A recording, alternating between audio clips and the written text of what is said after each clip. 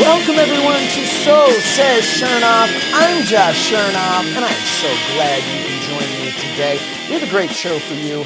Later on in the show, I will be sitting down with WWE Hall of Famer, a man whose name I can spell easier than my own, Jeff Jarrett. But this has been a busy month, so why don't we just jump right into some headlines.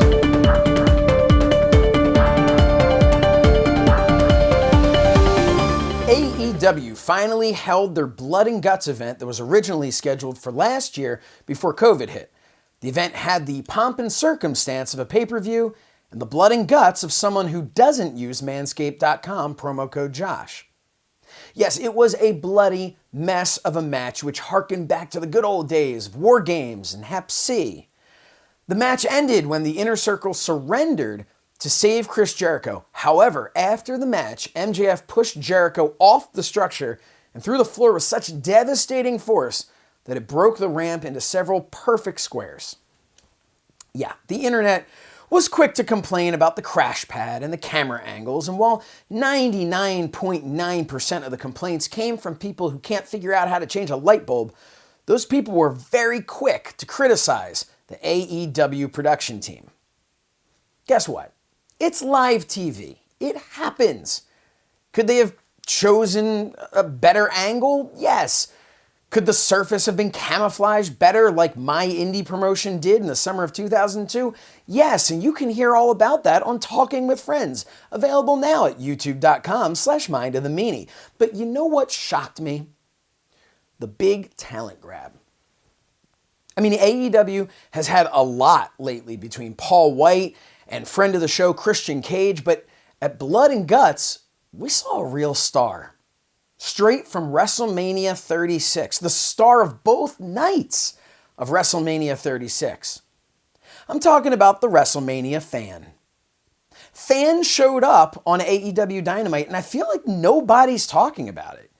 Instead, there's all this focus on how an otherwise great match, quote, set the business back 30 years. And to be fair, I see that side of the argument. I get that the blood and guts of Blood and Guts definitely does not feel like it belongs in 2021, but different strokes for different folks, right? Some people love the violence.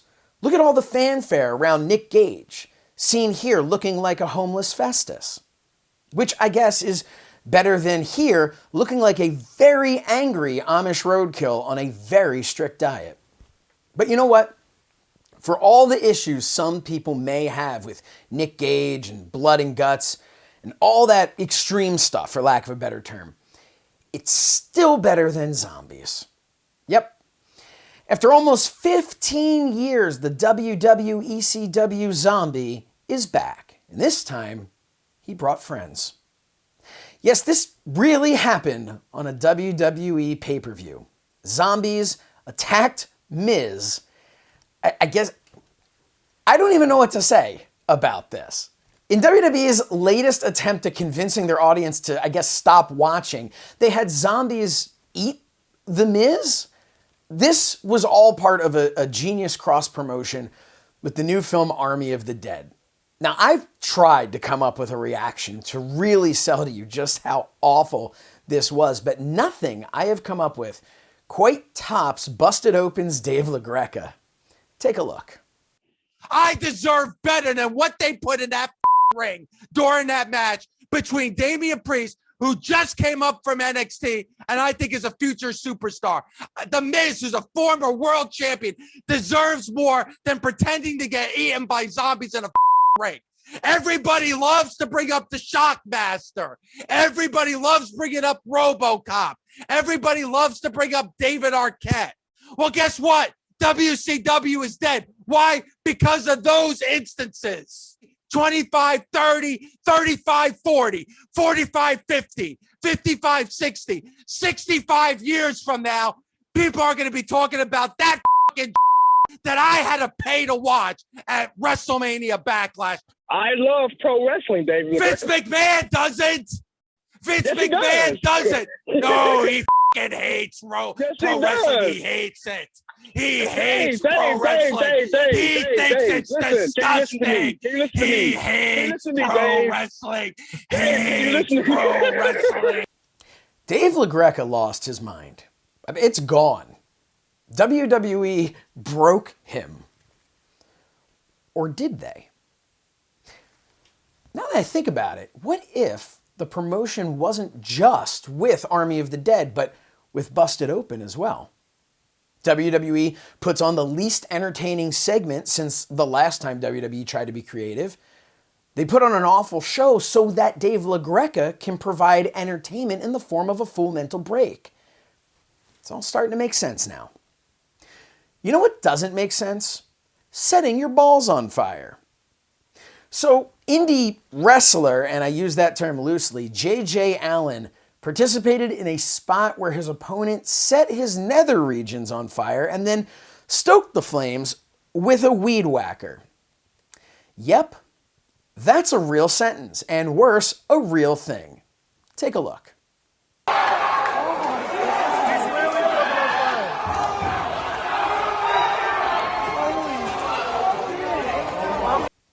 Cool. Or, I guess, hot. An article about this incident referred to J.J. Allen as an indie wrestler and veteran stuntman. So I wanted to check out his stuntman credentials. Apparently, he graduated from the school of Jackass, because our research shows that according to his website, he is, quote, the founder of the world's most dangerous stunt group. JJ is most well known for being one of the greatest cupless nutshot practitioners in the world. I'm sure his mother is so proud. He even has a reel.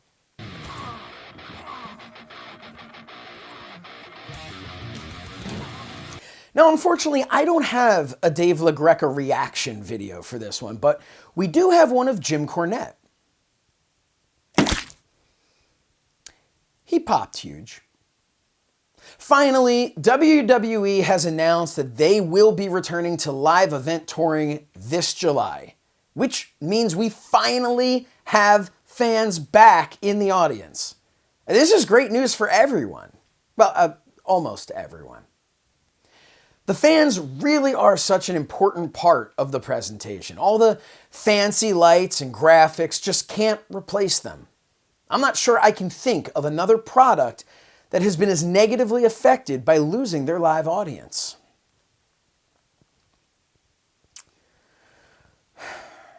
When we return, I sit down with WWE Hall of Famer Double J, Jeff Jarrett. We'll be right back.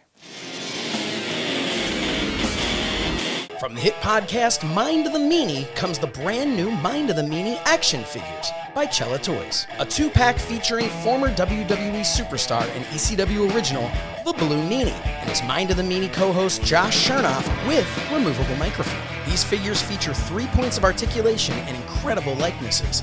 These retro-style figures can be purchased outside the U.S. at cellatoys.net and inside the U.S. over at mindofthemeanie.com. With only 1,000 made, this collectible 2-pack won't be around for long, so pre-order now. The Mind of the Meanie action figures by Cella Toys. Order now. Welcome back to the show. My guest at this time is a former Intercontinental Champion, former U.S. Champion, former NWA World Champion, former WCW World Champion. The list goes on and on from his Hall of Fame career, and now he can add podcaster to that list. From my world on adfreeshows.com, please welcome Jeff Jarrett. Jeff, thank you so much for being here. Hello, my friend. I appreciate you having me on. Kind of feels like we've been in the family together for a while, but you're like one of those distant cousins or something like that. Or maybe I'm the distant one because I went for a while. But no, the Fight family, obviously I go way back with the guys to when it was Flips. So yep. I appreciate you having me on, Josh, and looking forward to chatting. And I guess I'm on your side of the stick now. I'm a broadcaster. You really are. And that's one of the things I want to congratulate you. Number one in Apple Podcasts, My World, in the wrestling section there. That's huge. I know Conrad likes to take the top 15 or 20 spots usually, but to jump to number one I guess my first question is, how has this experience, now that you're a few weeks in with My World, how has it differed from what maybe your anticipation was? Because I'm assuming for you to sign up and say, hey, let's do this thing, you obviously had been sold in your mind, okay, this is going to be fun. This is going to be good. I'm looking forward to it. But how has it differed from maybe what your anticipation was going into it? Good question, Josh. Really good. Thank you. You know, for me to sit here and let's go back 90 days from, not really sold on it and not to be repetitive, but, what really, a couple of things pushed me over the edge. Conrad's persistence is one, but watching The Last Dance with Michael Jordan and then viewing podcasting as a true form of on-demand entertainment, then the business model. But I had no idea. I'm overwhelmed with the response of obviously the online chatter, but you mentioned number one. I'm very close with here in Nashville, the local sports talk station, and they've been after me. I don't know. It goes back 10 years. Hey man, why don't you be a guest host or something on the broadcasting side? No, never had any interest, but they're like, hey, we saw it came out and you're number 4. When that blurb came out, I was number 4 in all of sports podcasting on iTunes. It's huge. That was like, wow, that's a surprise to me because over the last, we'll go back 12 months, I went from thinking nobody who could, these are stories that I told in cars and planes and bus rides, and they're old wrestling stories to, okay, now it's a business, it's all demand entertainment.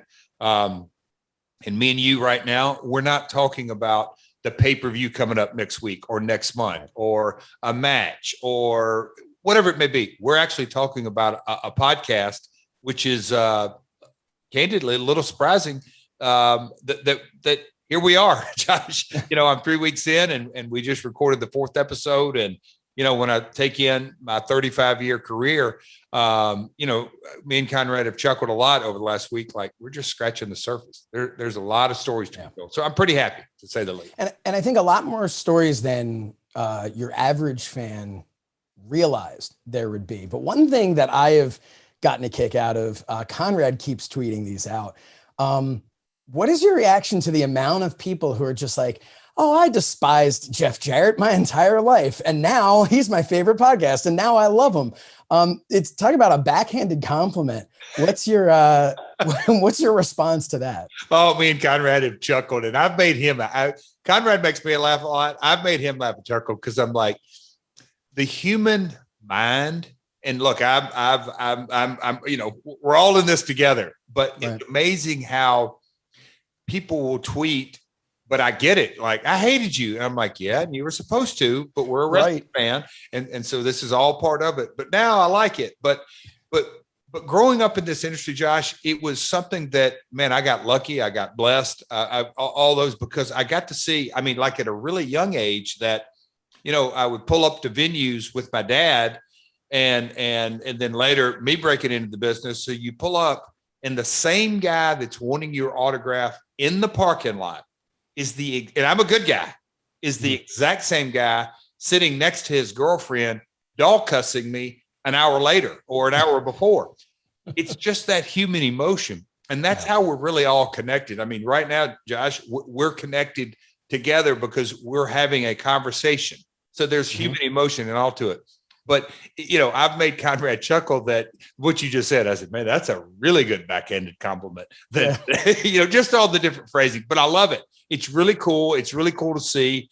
But again, as a veteran, now I won't call myself an old timer, but however you want to call it is, knowing that I despise you, I hated you, I never thought much of you. Hey, all those guitars, whatever the quote unquote negative or derogatory, or the one guy calls it a babyface term. I love it because that's raw emotion.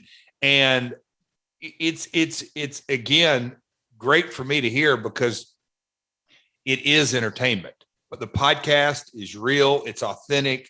I'm enjoying it. It's therapeutic in some ways, but man, it is definitely a form of on-demand entertainment that didn't exist several years ago. And now with podcast and Ric Flair doing a pop-up interview on ad-free shows, and the Dark Side, and then, the all-star cast of 5 Hall of Famers and Tony Schiavone and Bruce Pritchard, the executive director. I mean, you just think of the lineup that Conrad has. It's cool. It's really impressive. I really am happy to be a part of the team. So you mentioned, just off the cuff, you talked about guitars. That kind of leads me to a question. I always love to ask people about their wrestling gear. And you're somebody who had such unique wrestling gear originally and very recognizable throughout the later part of your career. But originally, with that neck collar and the straps going down, and maybe you've told this before, but I don't know, where did that look come from? How did you decide to go with something that was so, I mean, it was incredibly unique? How'd you come up with that? So obviously I'm not 6'6", 280. So I'm not the body guy. Mm-hmm. And I was, again, born and raised, obviously in the Tennessee area, but the Fabulous Ones, they had their look, the rock and roll, the King with the crown, Bill Dundee. I was raised with music entrances and pageantry, and although it was a weekly territory, but knowing that theatrics and flamboyant, and obviously as a kid watching Flair and the robes. So having a costume and a look, something unique. And, Lawler had the strap here in Memphis. He always pulled the strap down. So, okay, straps, but you can't really do a single strap, but just trying to create a look that would be unique, that would be different. I wore short tights early in my career, then I went to long tights, and just sort of an evolution of it. But getting into that, what does Double J, the character, a country music flamboyant star, what does he need to wear? What would he wear? And that is where sort of the worlds really came together, that Double J shouldn't wear boots and tights. He needs to have, I had those boots that had light ups, and they look like cowboy boots, but were they really like stage boots? So just trying to create a persona. And that's something that I've always done, that, you got to have a good match, and you got to be crisp, and the work rate, and however you want to quantify it these days. It doesn't matter. Got to go out and be able to have a good match. But I only know that, and I was raised, this was really ingrained in me. That's only a piece of the puzzle. You've got to fill in selling tickets. You got to be able to get them back to come back next week. So all the psychology, the persona, the ring presence, that's all part of the unique outfits. Obviously your career is intertwined with the late, great Owen Hart, one of my favorites of all time. Someone I had the opportunity to meet in early 1998. I have this great memory of him and my dad just talking about not wrestling at all, just standing there backstage, having a conversation. Really nice guy. I'm going to ask you a question about your time with him that I'm sure no one has ever asked. His ring gear, when you guys were teaming for the bulk of your ring gear, or the bulk of your time teaming together, he had that Danger yellow and, all that, which was always like, I'm like, this isn't, what is this? This isn't Owen Hart. Towards the end of you teaming together, he had switched to, you guys had more of the similar with the silver, and he had the OH on there and had kind of adopted a new look.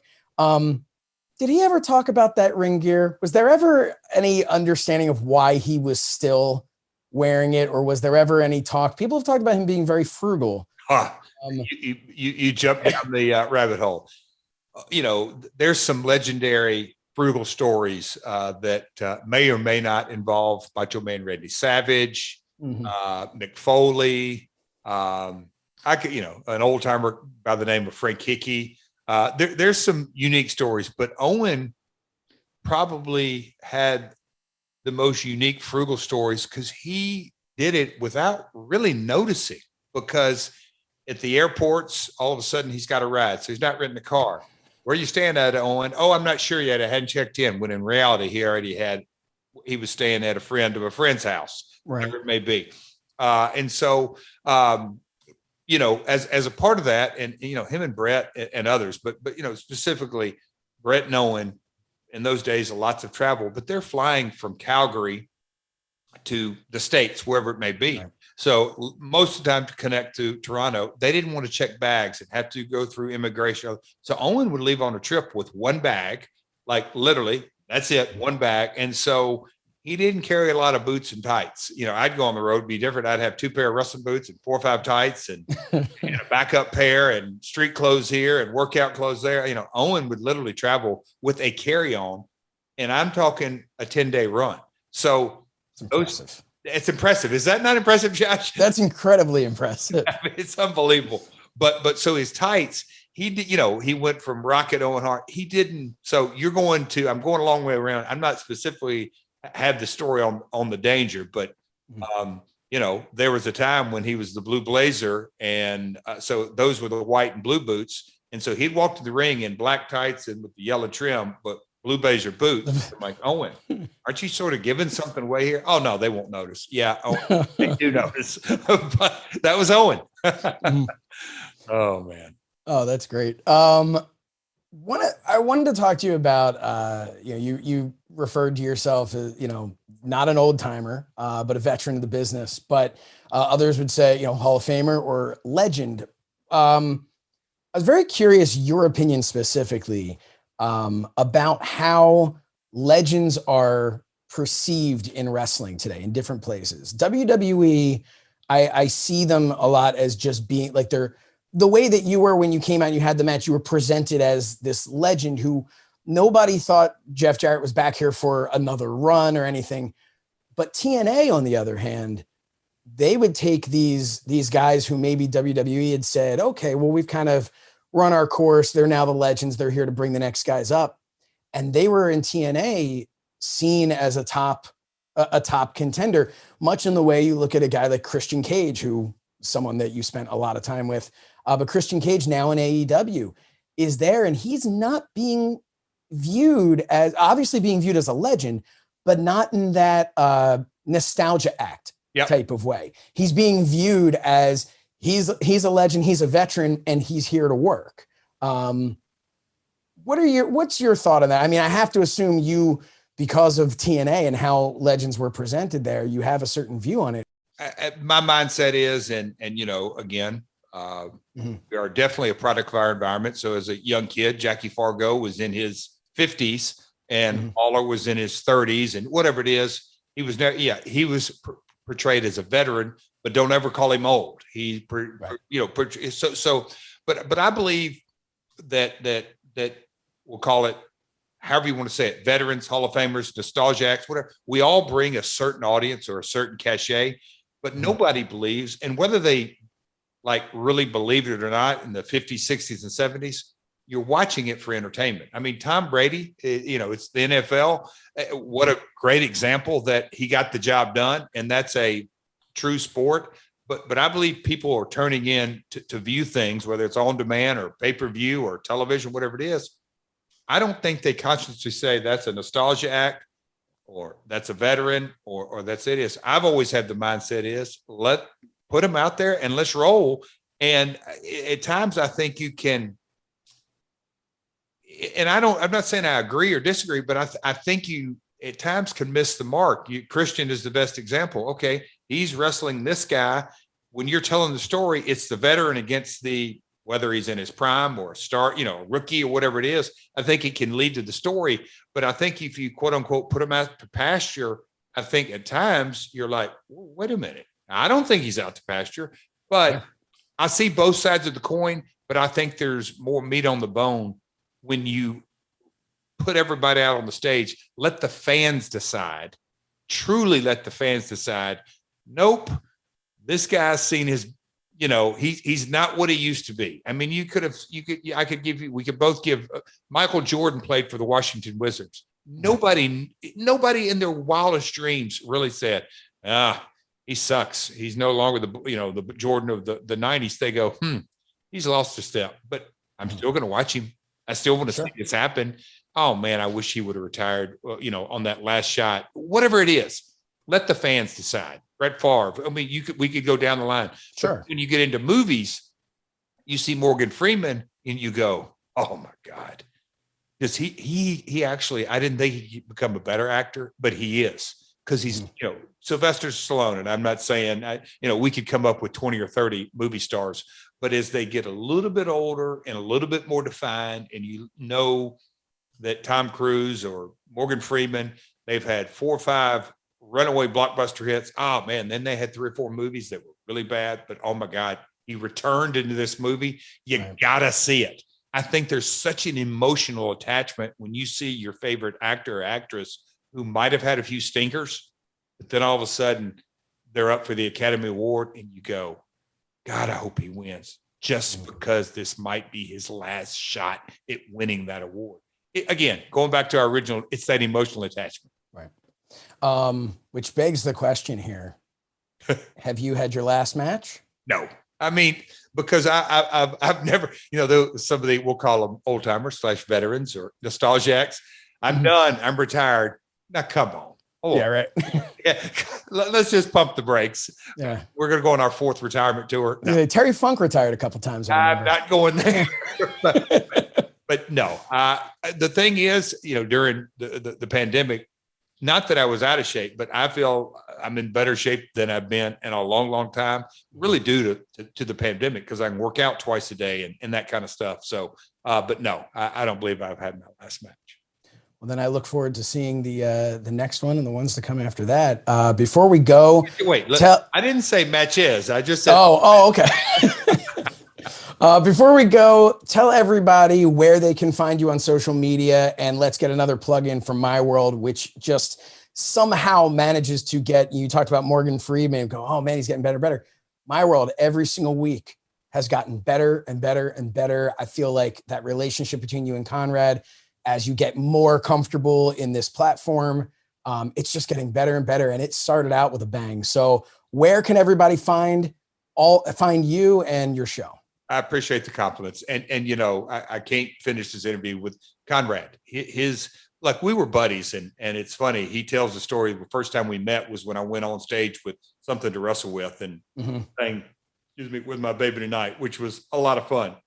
But our relationship has grown and all that. And he's like, Jeff, wait till we really hit our stride. And I'm like, that's interesting for him to say, because we've got a good rapport, and I respect his cadence and his storytelling, and it's up to him to come up with the topics. That's the agreement we made. You pick the topic, I'll roll with it. So it's been a lot of fun, but I appreciate the compliments. But as far as social media, man, Josh, I don't think my team could have made it any easier, because it's all at Real Jeff Jarrett, or we launched a website at the same time we launched the podcast, and that's realjeffjarrett.com. So Twitter, Instagram, Facebook at Real Jeff Jarrett, and the website realjeffjarrett.com. And if you want, I'll have you spell it, not me.